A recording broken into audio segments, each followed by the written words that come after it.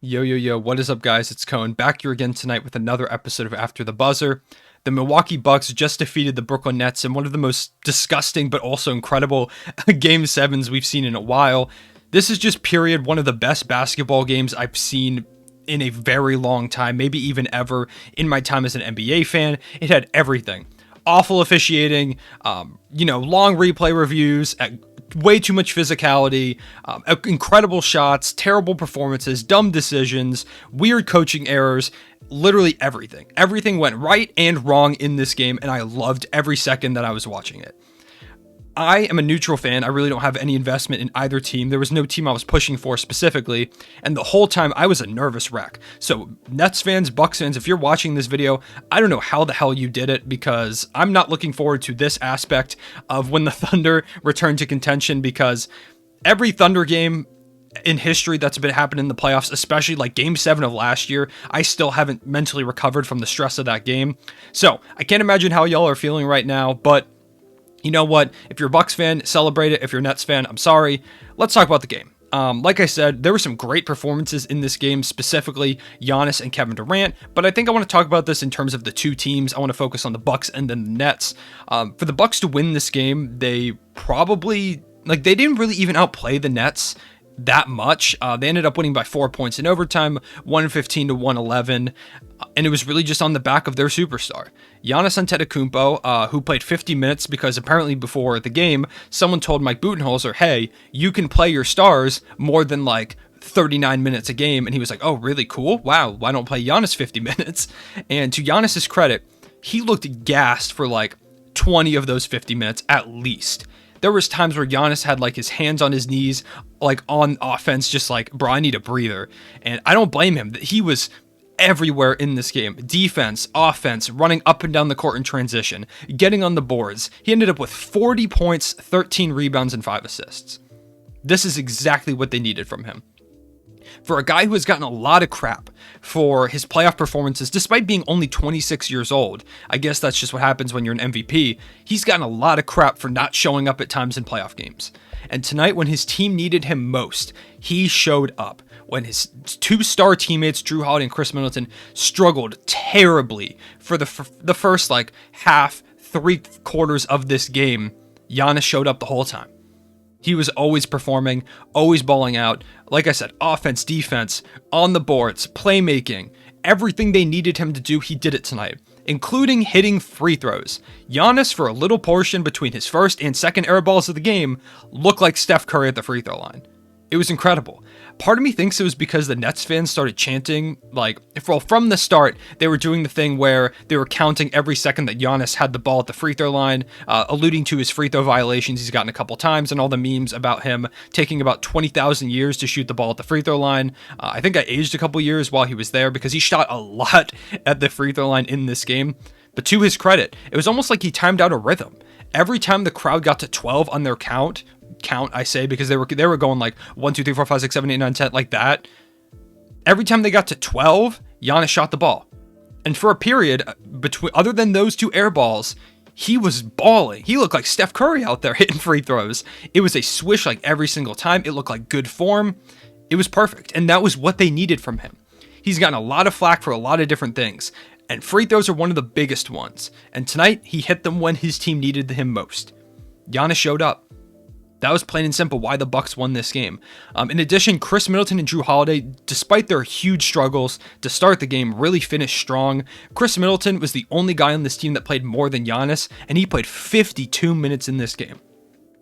Chris Middleton sat for about all of 5 seconds in this game, and he did not shoot very well. He ended up with 23 points, 10 rebounds, and 6 assists, though. And when they needed him at the end of the game, when Giannis was gassed and they geared their defense to stopping Giannis, Chris Middleton stepped up. He hit this crazy tough turnaround mid-range jumper at the end of the game to really seal this for the Bucks. It was great. It was exactly what they needed from him in that moment. Like I said, struggled at the beginning, but he's the number 2. Giannis did what he had to do, and at the end, when Giannis was tired and they were geared to stopping Giannis, Chris Middleton said, all right, my turn. And he did what he had to do. Brook Lopez, 46 minutes, a player who I have given a lot of crap and who I've said a lot that kind of sometimes needs to be taken out of the game. He had 19 and 8 tonight. And other than 2 terrible plays, he was great. The 2 terrible plays include one where he kicked his legs out like he was Harden on a 3-point attempt, and it was the most disgusting thing I've ever seen. I hope none of you had to see that. Followed by the second most disgusting thing I've ever seen, where he caught the ball on an out of timeout play with 2 seconds on the shot clock and just held it, and then threw it to Chris Middleton with about 0.2 seconds on the clock. So Chris Middleton didn't even catch it before the shot clock expired. And that was very late in the fourth quarter of this game. So despite those 2 awful plays, he was incredible tonight. He was really good overall. And he did what they needed him to do. He had a clutch block on Kevin Durant towards the end of this game as well that really helped them out to that victory. He was great. PJ Tucker, great. Great defense, hit some corner threes, all they need him to do. He played 38 minutes. He ended up fouling out at the end of this game, but he did what he had to do. He got physical with Kevin Durant. He got up in his face and he took some of those shots away. Kevin Durant was amazing tonight. There was really no way you could really stop him, but PJ Tucker did the closest thing to that, and that was get in his head. Kevin Durant is not an easy guy to stop at all. Kevin Durant makes scoring 40 points look like the most effortless thing ever.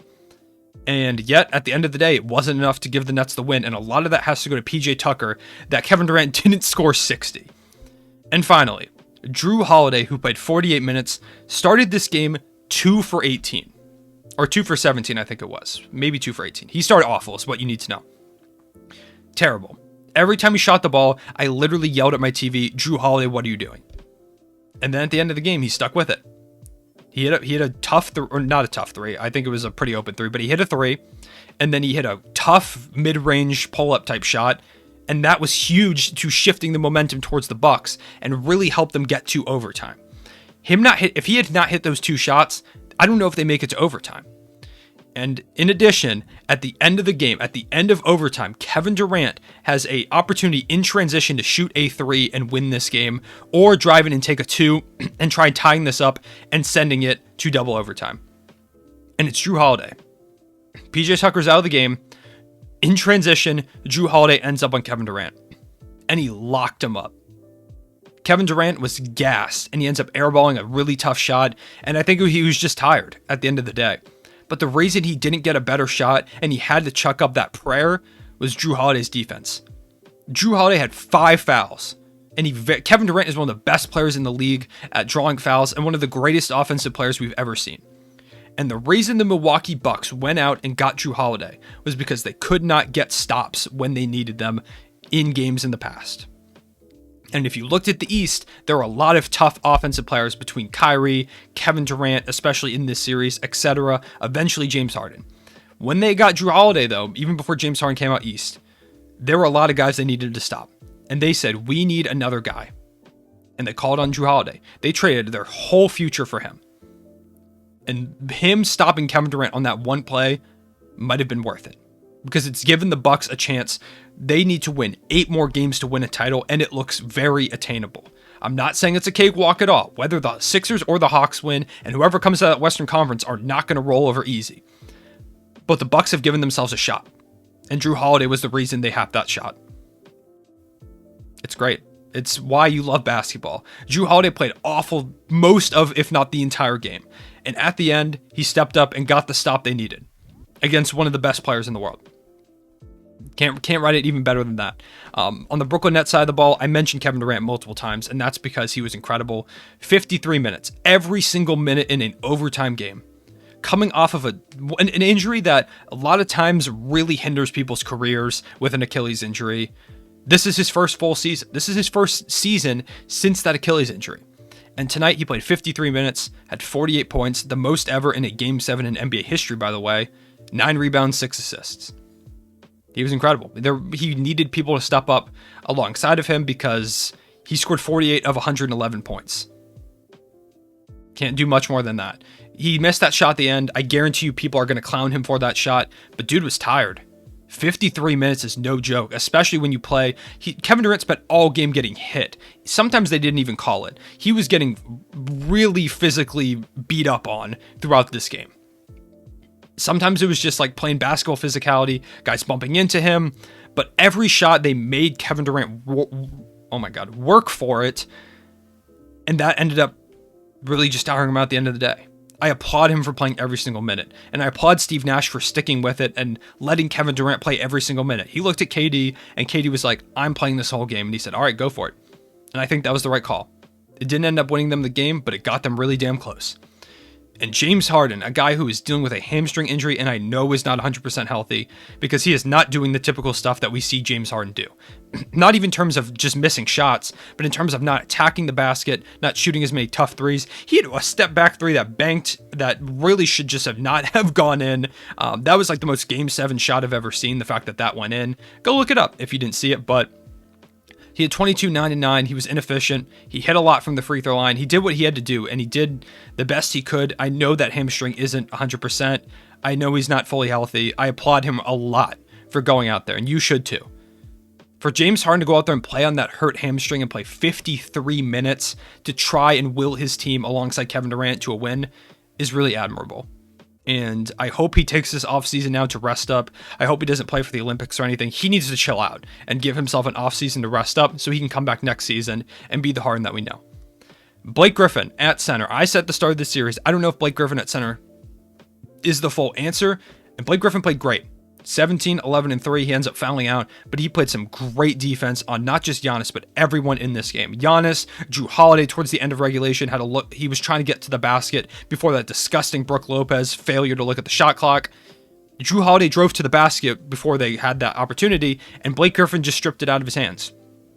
Easy. On a guard.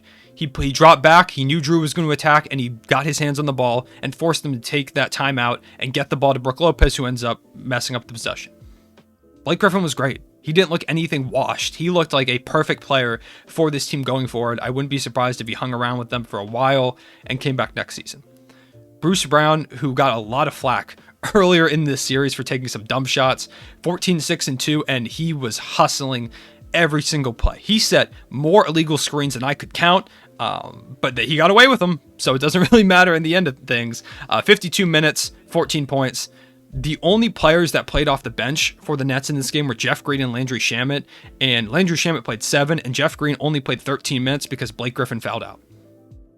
So if that tells you how badly the Nets wanted to win this game, it was there. They did their best, and Milwaukee just came out on top. I'm not going to talk about Joe Harris. Joe Harris is a UVA legend. It was not his night. It has not been his series. It was not his night. That's all I'm going to say.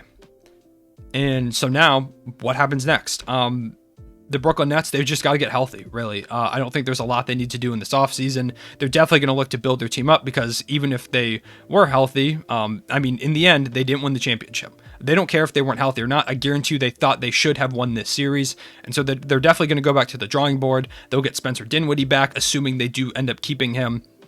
Blake Griffin can come back. Hopefully Kyrie Irving, Kevin Durant, and James Harden all come back healthy for next season. And the Nets are probably just going to make another run at it. They might add a couple more veteran talents. Maybe they try and pick up a draft pick or two to add in some young talent through that way. But the Nets are going to be back. And I guarantee you the next version of the Nets is going to be scarier than this one. And that's hard to top. As for the Bucks, second time going to the Eastern Conference Finals in Giannis' career. And this is a big opportunity. All they have to do is win 4 games against either the Sixers or the Hawks, and they can make the first finals in a very, very long time. This is their shot.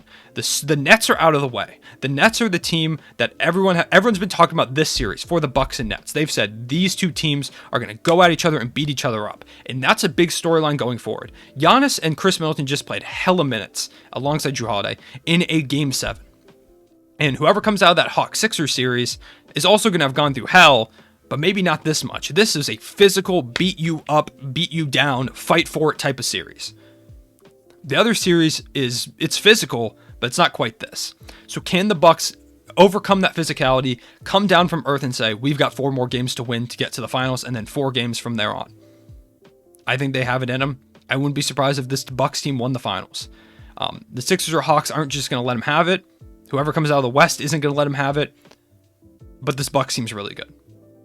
And for the time being, Mike Budenholzer saves his job. I don't think he did a great job coaching tonight, but at least he played his starters more than 39 minutes in a Game 7. So those are my thoughts on this game. This game was a classic. This is one that people are going to talk about for a while. When I said this series had NBA Finals type level intensity potential, when I said it had the potential to be a classic, this is what I envisioned. Giannis, Kevin Durant, two of the best players in the world, going at each other for well over 48 minutes. Stars on both sides, guys making great plays, physicality. It's all you can ask for in a Game 7. And congrats to the Bucks. I'm sorry to Nets fans. I know injuries suck. I've been there before as a Thunder fan a million times. Y'all will be back, trust me. So, appreciate you guys watching this video. Let me know what you think. Can the Bucks make it to the finals? What should the Nets do in this offseason?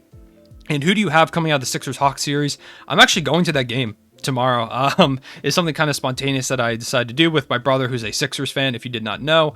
So I'll be going to that game. If you've made it to this point in the video, let me know in the comment section below if you want me to vlog that. I've been thinking about doing it, and I think I'm probably going to.